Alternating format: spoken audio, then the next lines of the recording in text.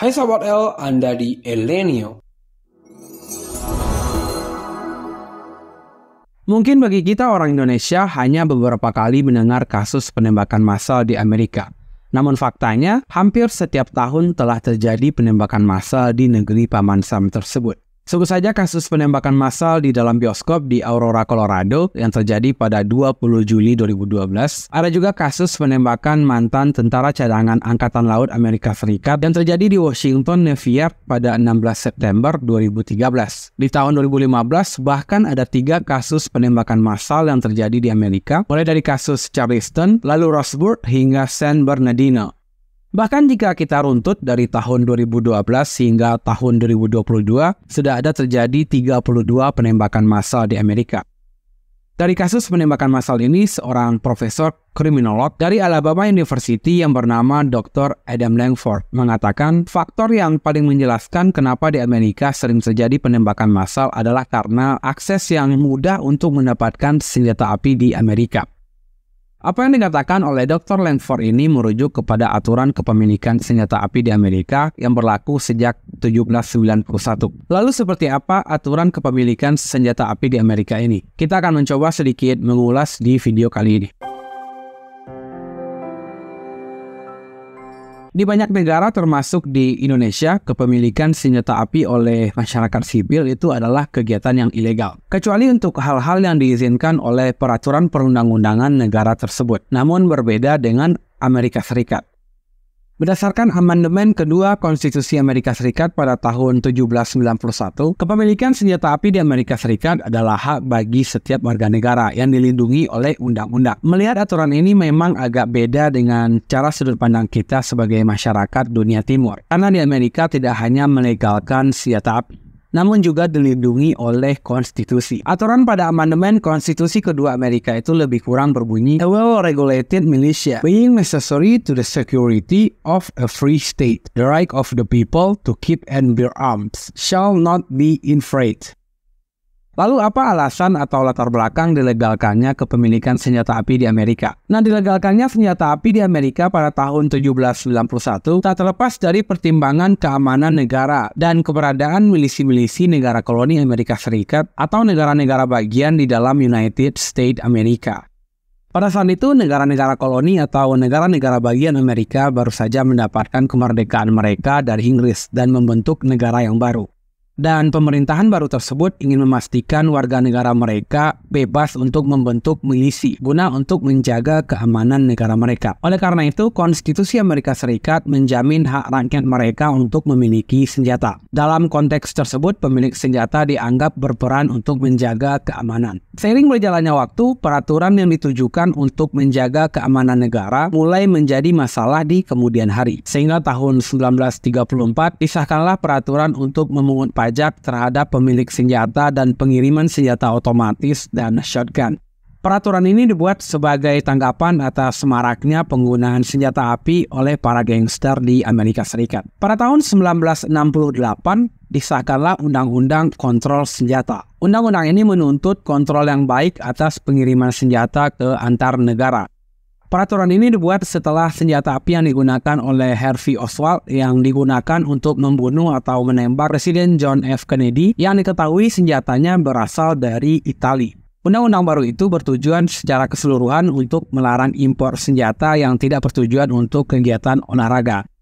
Lanjut di tahun 1986, Amerika kembali membuat peraturan perundang-undangan yang melarang pelaku kejahatan berat untuk memiliki senjata dan amunisi, serta undang-undang yang melarang pembuatan, impor, dan penjualan amunisi yang bisa menembus rompi anti peluru. Selain aturan-aturan yang kita jelaskan tadi, tentunya masih banyak aturan lain tentang peredaran senjata di Amerika, termasuk dilarangnya menjual senjata serbu otomatis yang bergaya militer seperti AR-15, TAC-9, MAC-10 hingga AK-47. Aturan ini jelas untuk mempersulit peredaran senjata api yang bisa membahayakan masyarakat sipil. Namun di beberapa negara bagian yang mengizinkan untuk menjual senjata-senjata yang dilarang ini dengan beberapa syarat tertentu, termasuk lisensi dan izin kepemilikan. Nah, meski peraturan dasar di Amerika yang memperbolehkan kepemilikan senjata dengan beberapa aturan turunannya, tetap saja banyak kasus kepemilikan senjata ilegal yang ditemukan di Amerika. Bahkan kepemilikan senjata ilegal di Amerika ini mendorong meningkatnya tindakan kriminal di Amerika, termasuk penembakan massal. Tapi kenapa tidak aturan kepemilikan senjatanya saja yang dilarang? Jika di Indonesia kepemilikan senjata api dilarang, kecuali diizinkan oleh undang-undang. Tapi di Amerika yang terjadi malah sebaliknya. Kepemilikan senjata api diperbolehkan, kecuali dilarang oleh undang-undang. Salah satu yang dilarang memiliki senjata api di Amerika adalah orang-orang yang telah divonis melakukan kejahatan berat. Kemudian penggunaan narkoba, orang-orang yang melakukan KDRT, penyalahgunaan alkohol, hingga orang-orang yang dalam gangguan jiwa, serta orang-orang yang dilarang hukum di negara bagian di Amerika. Aturan lain adalah senjata yang bisa dibeli oleh masyarakat sipil adalah senjata laras panjang, pistol, dan senapan berburu. Sedangkan jenis senjata api yang lain dilarang untuk diperjualbelikan, kecuali pembelinya memiliki izin atau lisensi yang khusus. Namun faktanya di lapangan, aturan ini cenderung diabaikan, sehingga tak heran kita sering mendengar kasus penembakan massal di Amerika ini. Amerika sejak tahun 1984 telah melakukan penggagalan penjualan senjata sebanyak 3,5 juta pengiriman. Ini tentunya menunjukkan bahwa banyak dari warga Amerika Serikat yang tidak mematuhi aturan kepemilikan senjata ini. Serta juga ditemukan banyak orang-orang yang dilarang secara hukum memiliki senjata. Namun dia tetap memiliki senjata, terutama para pelaku yang divonis atas kejahatan berat.